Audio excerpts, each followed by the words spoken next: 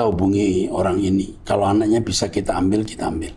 Ya, dihubungi anak ini, hubungi bapaknya, kalau mau bapaknya diambil aja. Anaknya diambil. Daripada anaknya tidak sekolah, orang tuanya tidak ngurus, diambil saja anaknya. Kalau orang nggak mau repot dan capek untuk Tuhan, jangan melayani Tuhan.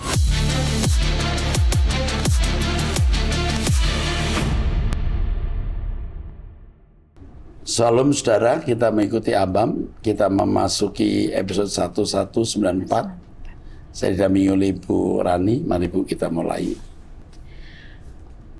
Yang pertama dari seorang pria usia 59 tahun, sudah menikah, memiliki 2 anak, tinggal di Jakarta, Jemaat GSKI. Shalom Pak Erastus yang saya hormati dan kasihi, saya hanya ingin menyampaikan usulan saja dan mohon dapat dipertimbangkan. Yang pertama, untuk ibadah Sunday Service 3, jika berkenan dimasukkan juga Praise and Worship, mungkin praise service seperti Sunday Service 1 dan 2. Karena saya lihat di Sunday Service 3 jumlah jemaat terus bertambah.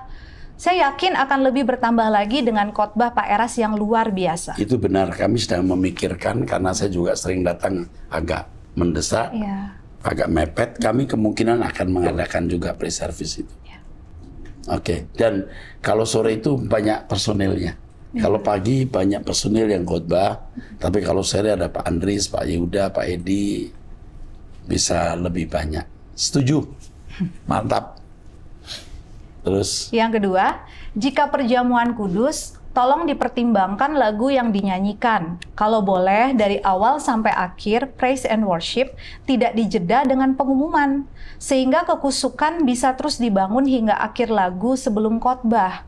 Mohon maaf atas usulan saya yang sedikit panjang, Pak Eras. Memang ini pria ini bagus nih, Pak Kasim nih ya. Pak Kasim pria 59 tahun. Pak, ini yang jadi persoalan kita, ini sedang terjadi perdebatan di antara kami. Apakah pengumuman di tengah-tengah karena itu bisa merusak suasana itu. Itu. Tapi ya itu, apakah di awal khotbah banyak orang belum datang. Nah, itu jadi masalah memang. Tapi kami pikirkan, ini kan untuk perjamuan kudus saja maksudnya, ya, supaya suasana kusuk, ya. Oke, terima kasih Pak Kasim. Tuhan berkati Bapak keluarga kami, karena peduli dengan kami. Oke, teruskan. Puji Tuhan. Selanjutnya pertanyaan dari seorang wanita usia 55 tahun, seorang janda memiliki 2 anak, tinggal di Lampung, Jemaat Gereja Karismatik. Shalom Pak Erastus dan tim Abam, kiranya Pak Erastus dan tim Abam sehat selalu dan diberkati Tuhan. Pak Erastus, saya pecinta Abam, truth.id, suara kebenaran, dan doa pagi, tapi masih bolong-bolong. Pak Erastus, saya mau curhat, karena saya tidak tahu lagi kemana saya bisa menceritakan hal ini. Hati saya sangat sedih. Jadi Pak, ada orang minta tolong pinjam uang. Dia memohon-mohon dan saya jaminkan pinjaman dari bank. Akhirnya siap angsur cicilan bulanan selama 1 tahun. Perjanjiannya pakai materai yang 10.000 di tangan saya, dan kemudian uangnya cair, Pak. Namun ternyata dia tidak angsur cicilan bulanannya. Dia bohong dan licik orangnya. Nah, maka firman Tuhan mengatakan jangan mudah ya menanggung hutang orang. Iya. Saya yang begini tidak mau. Untuk pecinta Abam yang lain jangan lakukan. Ya. Jangan lakukan. Terus. Saya jadi korban, lalu saya minta ampun sama Tuhan karena terlalu percaya omongan orang yang manis-manis. Pinjaman tersebut bagi saya besar sekali. Saya cari pengacara dan dia mencicil hanya sedikit. Ketika saya minta dilebihkan dari jumlah itu, dia marah-marah. Dia bilang ingin kabur dan minggat. Pak, tolong bantu doakan dan masukannya. Saya harus bagaimana ya, Pak? Yang kamu lakukan tetap tagih, walaupun 500 lumayan. Jangan berhenti menagih sampai selesai. Karena itu uang Tuhan. Uang Tuhan, artinya uang kamu itu uang Tuhan. Kamu sia-siakan. Sekarang kamu nyari dia terus. Kamu tagih, jangan berhenti.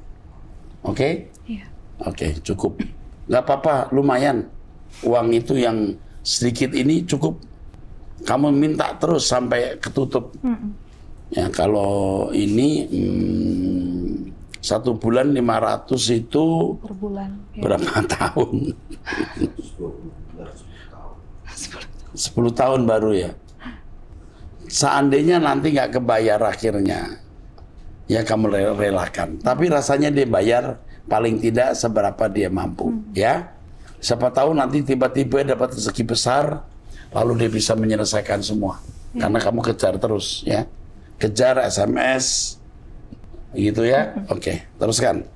Berikut berupa dukungan doa dari seorang wanita 52 tahun, sudah menikah, memiliki 1 anak, tinggal di Banten, jemaat GSKI. Ya.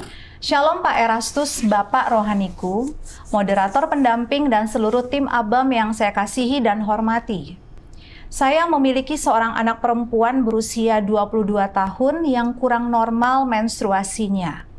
Pertama kali dia haid adalah di usia 17 tahun, terlambat dibandingkan teman sebayanya.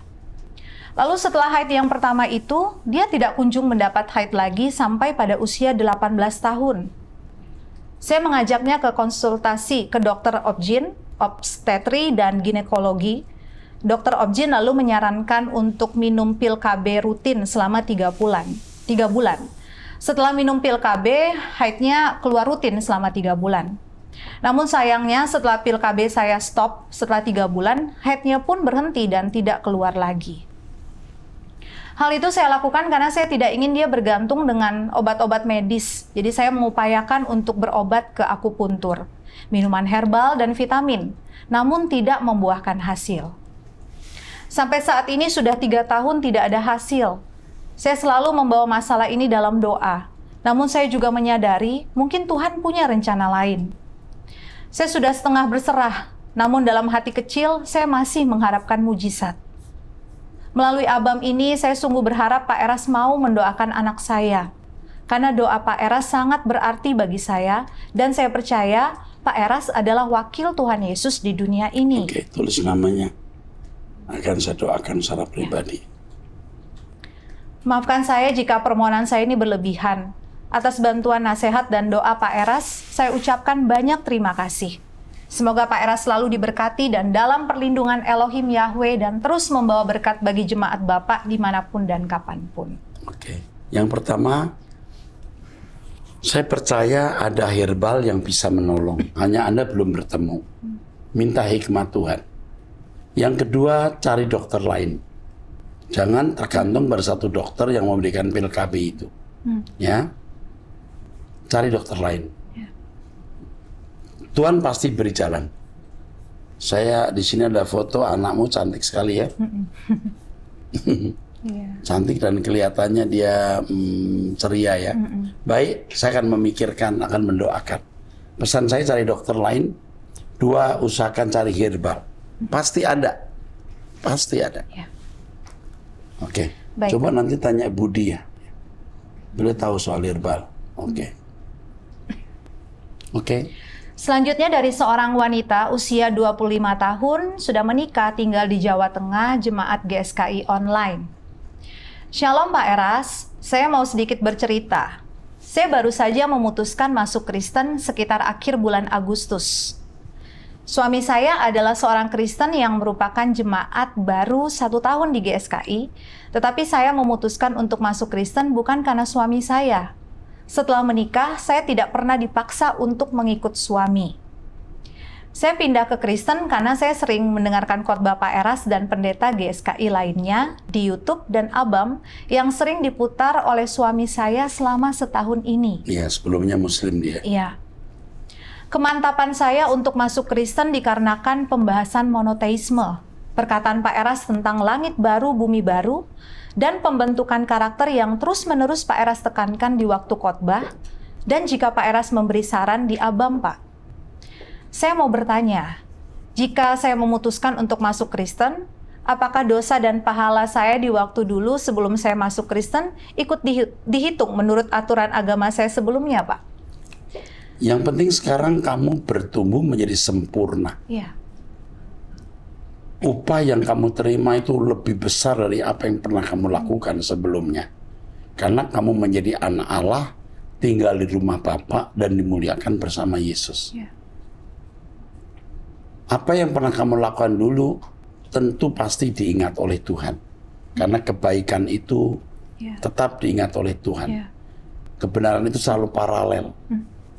Di agama manapun, dalam ajaran apapun, kebaikan tetap dinilai baik oleh Tuhan. Tetapi yang saya mau katakan, dengan menjadi orang percaya, makin sempurna seperti Tuhan Yesus, itu melampaui semua upah yang kau miliki. Teruskan. Dan apa yang harus saya lakukan pertama-tama untuk berjalan dengan tujuan langit baru, bumi baru, Pak? Ini panjang perjalananmu. Ikuti terus khotbah saya, ikut doa pagi. Kalau bisa onsite, nanti Tuhan akan memberikan petunjuk. Karena Roh Kudus akan pimpin kamu. Roh Kudus akan berbicara kepada kamu dan buktikan bahwa jalan yang kau tempuh itu benar. Dan itu akan dibuktikan dengan kesaksian dalam batinmu. Ada Roh Allah yang menuntunmu dan membuat kamu tidak akan meninggalkan iman kepada Yesus Kristus. Selanjutnya pertanyaan dari seorang wanita usia 54 tahun, sudah menikah, memiliki 2 anak, tinggal di Jakarta, Jemaat Gereja Karismatik. Shalom Pak Eras, selama 29 tahun saya menikah. Suami saya punya karakter yang sangat pemarah. Dia pernah selingkuh dan sudah bertobat. Tapi karakter pemarahnya tidak hilang. Sebenarnya dia sangat baik, tapi kalau lagi emosi, kemarahannya tidak terkendali. Selama 29 tahun ini, saya selalu mengalah dan saya berharap Tuhan mengubah karakternya. Kesalahan saya, Pak, saking saya takut dengan kemarahannya, saya lebih baik berbohong agar dia tidak marah. Saya tahu ini sangat tidak berkenan pada Tuhan, tapi sekarang kemarahannya semakin membabi buta, sampai anak-anak saya yang sebenarnya ada di luar negeri, dia sakiti melalui chat yang membuat mental anak-anak saya down. Dan saat ini anak-anak sampai tidak mau percaya sama Tuhan. Anak-anak sudah tidak mau menganggap papinya lagi. Saat ini pun saya meninggalkan suami saya karena ancaman dari suami saya. Apa yang harus saya lakukan, Pak? Suami saya menutup semua komunikasi untuk teman-teman pelayanan dan gembala yang mau menolongnya. Ibu ini masih termasuk muda loh, 54 tahun. 54 tahun. Mestinya ibu ini tidak perlu keluar rumah ya. Tapi sekarang ibu keluar rumah, tinggal di mana saya tidak tahu. Saya kira ibu ini mesti dikonseling, didampingi. Ya. Nanti konselor kita akan mendampingi dia dan saya tidak perlu menjawab karena pasti banyak hal pernik-pernik yang tidak atau belum dikemukakan di sini. Tapi saran saya hanyalah tetap ikut doa pagi dan mengikuti true.id khotbah-khotbah saya untuk memimpin ibu ke jalan kebenaran. Suami ibu ini sakit, ya, jiwanya sakit. Oke, teruskan. Dari seorang wanita usia 53 tahun, memiliki 3 anak, tinggal di Jawa Timur. Saya seorang ibu, anak saya nikah secara agama lain. Saya tidak setuju, tapi suami saya setuju. Malah mualaf dan keluar dari rumah. Saya ditinggalkan hutang banyak, sampai gadai rumah di bank dan tidak bisa bayar, sehingga rumah saya mau disegel. Perihal sudah bertahun-tahun tidak ada kabar, nomor saya juga diblok. Apa yang harus saya lakukan selain berdoa?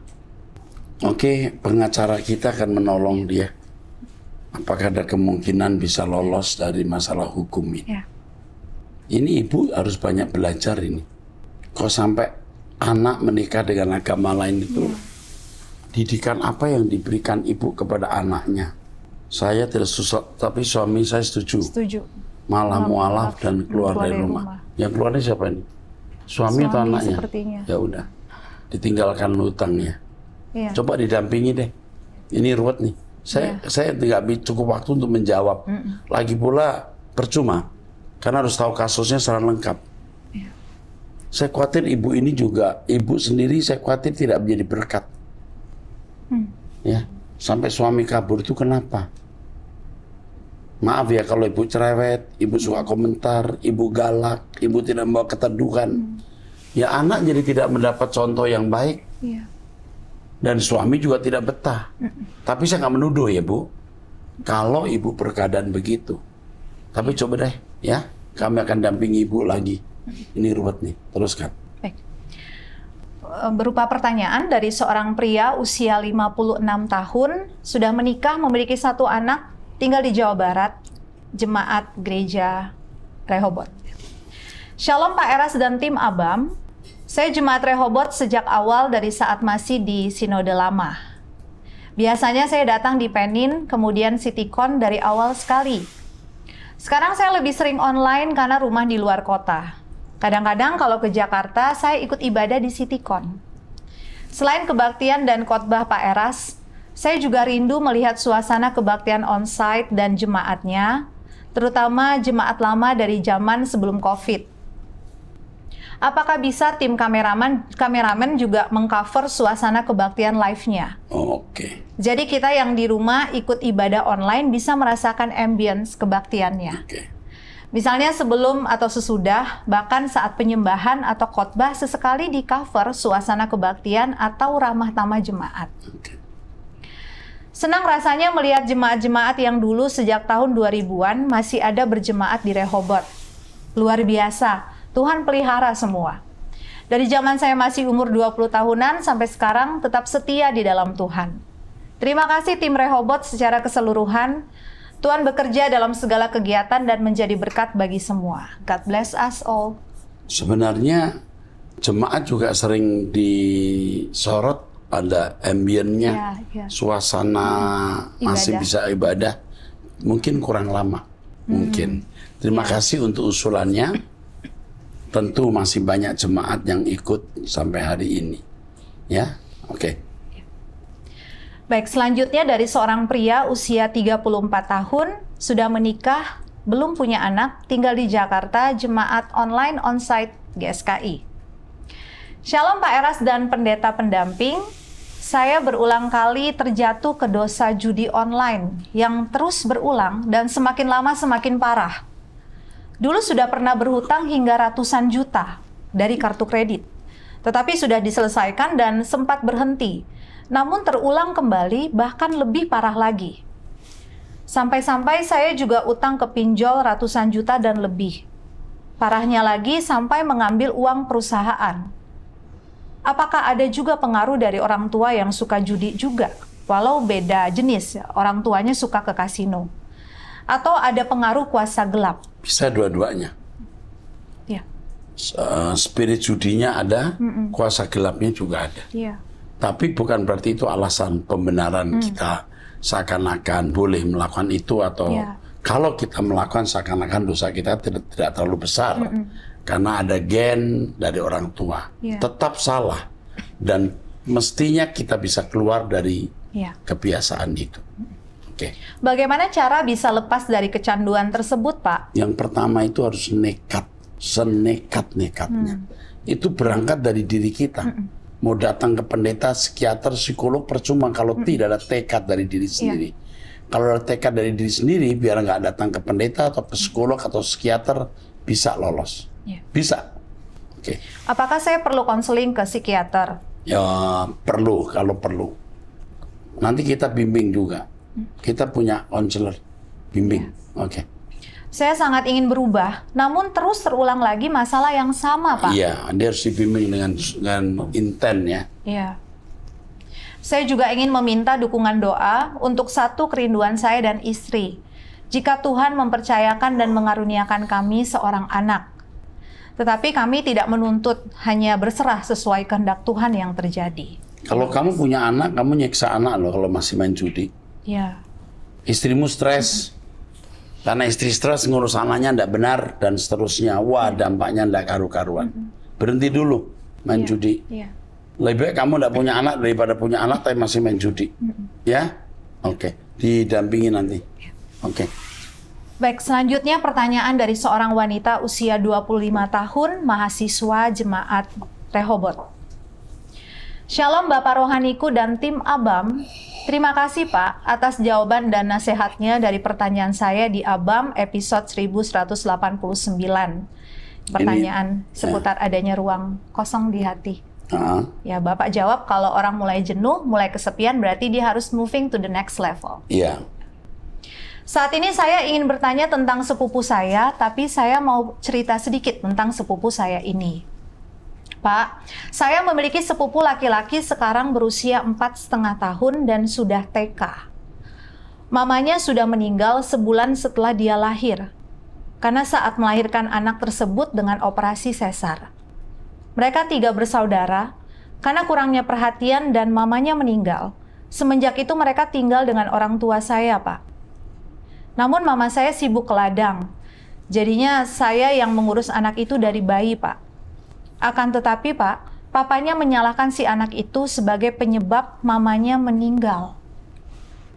Pada saat anak itu umur 1 tahun, bapaknya berniat menjual anak itu, tetapi dilarang sama orang tua saya, Pak.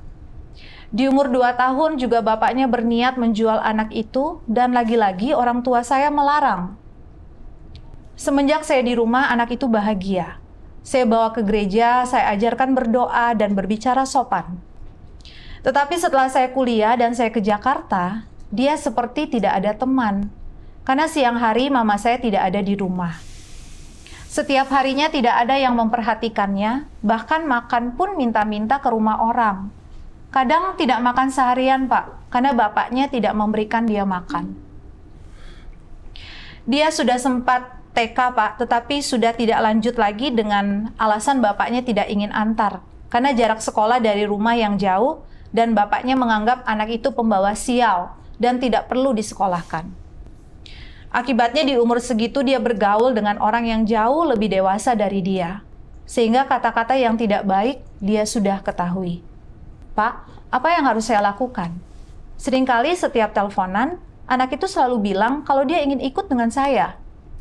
Saya sedih sekali, Pak, setiap mendengar kata-kata itu. Dan apakah masih bisa karakter anak tersebut berubah, Pak? Sangat bisa, masih kecil, sangat bisa berubah. Saya rindu sekali dia mengetahui kebenaran sejak kecil, Pak. Tetapi saya tidak tahu harus berbuat apa. Tolong berikan saya solusinya, Pak. Terima kasih atas jawabannya, Pak. Sehat selalu ya, Pak. Saya sering menangis kalau melihat Bapak. Saya merasakan ketulusan dan pengorbanan Bapak yang mengasihi kami. Semoga Bapak dan tim Abam sehat selalu. Saya bersyukur bisa ada di sini dan kenal Bapak. Terima kasih, Pak. Tuhan Yesus memberkati. Kita hubungi orang ini. Kalau anaknya bisa kita ambil, kita ambil. Ya, dihubungi anak ini. Hubungi bapaknya, kalau mau bapaknya diambil aja. Anaknya diambil. Daripada anaknya tidak sekolah, orang tuanya tidak ngurus, diambil saja anaknya, ya. Kita ambil, kita rawat, ya. Ya, kita jangan takut capek, jangan takut menjadi repot. Kalau orang nggak mau repot dan capek untuk Tuhan, jangan melayani Tuhan. Ya. Kalau kita repot dan capek untuk Tuhan itu, kita ini seperti punya warung yang laris, ya. Oke, dihubungi, lalu anak itu kalau dibolehkan, tapi pakai meterai juga, kita bawa. Jangan dipikir kita diculik, ya. Diurus secara legal, kita rawat saja anaknya. Oke, teruskan. Selanjutnya pertanyaan dari seorang wanita usia 39 tahun tinggal di Jakarta, Jemaat GSKI. Shalom Bapak Rohaniku dan seluruh tim Abam, juga moderator yang terkasih dalam Tuhan Yesus. Pada ibadah KKR GSKI Batam 16 September 2024 yang Bapak pimpin dengan tema Manusia Bisa Sempurna. Saya ingin bertanya, mengapa pencobaan yang diberikan Tuhan sesuai dengan kapasitas manusia? Ya, karena tidak mungkin Tuhan mencobai melampaui kekuatan orang itu. Ya. Tetapi kalau orang itu tidak berjaga-jaga, tetap jatuh juga. Ya. Jadi kalau anak kelas 1 SD, ya ujiannya kelas 1 SD. Kelas 6 SD, ujian kelas 6 SD. Tapi kalau nggak belajar, gagal juga. Ya. Oke. Dengan menghilangkan pangkalan-pangkalan dosa yang masih melekat adalah cara untuk manusia bisa mengalami kesempurnaan. Dalam hal ini, benarkah pemikiran saya sesuai khotbah yang Bapak sampaikan? Betul. Terima kasih Bapak Rohaniku dan tim Abam. Kiranya Tuhan Yesus memberkati pelayanan Bapak. Iya, betul. Pangkalan dosa dihilangkan lebih sempurna. Oke, teruskan. Selanjutnya berupa kesaksian dari seorang pria usia 52 tahun, sudah menikah, memiliki 2 anak, tinggal di Jerman. Jemaat Gereja Pentakosta di Jerman. Yang terkasih Pak Erastus, para pendeta pendamping dan tim Abam. Pak Erastus, apakah saya boleh mendapatkan file PDF dari buku Bapak, yaitu Kenosis, Logos, dan Monoteisme? Sudah dikirimkan? Oke. Boleh. Ya, saya bersedia membelinya. Saya percaya apa yang Pak Erastus katakan. Mungkin ini revelation terakhir sebelum Yesus datang untuk kedua kalinya. Amin. Terima kasih. Oke, terus? Saya ingin memberi sedikit kesaksian. 4 tahun yang lalu saya mengalami burnout. Kejenuhan maksudnya. Ya. Terus? Tubuh saya menjadi lemah sehingga saya tidak bisa bekerja. Tidak bisa tidur selama 2 minggu. Ya, kejenuhan, kelelahan. Ya. Terus? Dan mengalami anxiety disorder. Ya. Ketakutan akan masa depan yang tidak normal. Menurut dokter, ini adalah akibat saya bekerja terlalu keras sehingga dianjurkan untuk mengambil waktu untuk istirahat. Ya, kelelahan ya. Iya. Burnout terus. Saya melepaskan semua pelayanan di gereja dan hanya menjadi jemaat biasa saja. Singkat cerita, dengan berjalannya waktu, saya pelan-pelan pulih kembali.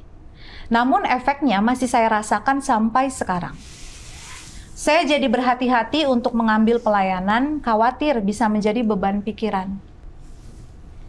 3 bulan terakhir ini saya selalu mengikuti doa malam hari Jumat dan doa pagi, walaupun cuma rekamannya saja, karena perbedaan waktu.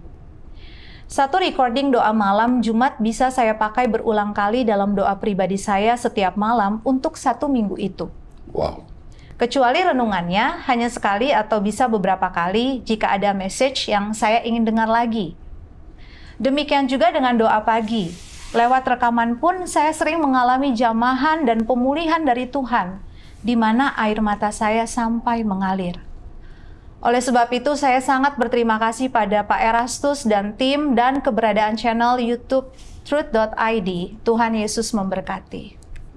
Kepada Bapak yang di Jerman, ya, senang mendengar kesaksian Bapak. Suatu hari kalau Bapak datang ke Jakarta, Bapak bisa bertemu saya. Ya, oke. Teruskan. Selanjutnya ini. Teruskan. Selanjutnya, baca aja. Dibaca saja ya. Baik, dari seorang wanita usia 49 tahun memiliki 1 anak tinggal di Hong Kong, jemaat GSKI online. Shalom Pak Erastus, saat ini saya tidak ada pertanyaan. Pak Gembala yang baik hati, saya mau memberitahukan kepada Bapak kalau lagu yang berjudul Beri Aku Tempat dan Ku Duduk Diam sudah ditranslate ke dalam bahasa Mandarin. Oke. Ini salah satu lagunya itu. Yeah. Beri aku tempat. Mungkin satu kali nyanyikan di Abam boleh. Dimunculkan di Abam. Sudah saya udah dapat, saya udah punya. Oke. Kita baca ini. Itu salah satu lagu yang sudah ditranslate Pak Gembala. Saya mohon maaf jika tulisannya terlalu panjang. Bukan terlalu panjang, tidak bisa dibaca, itu bahasa Mandarin. Pinyin. Ish.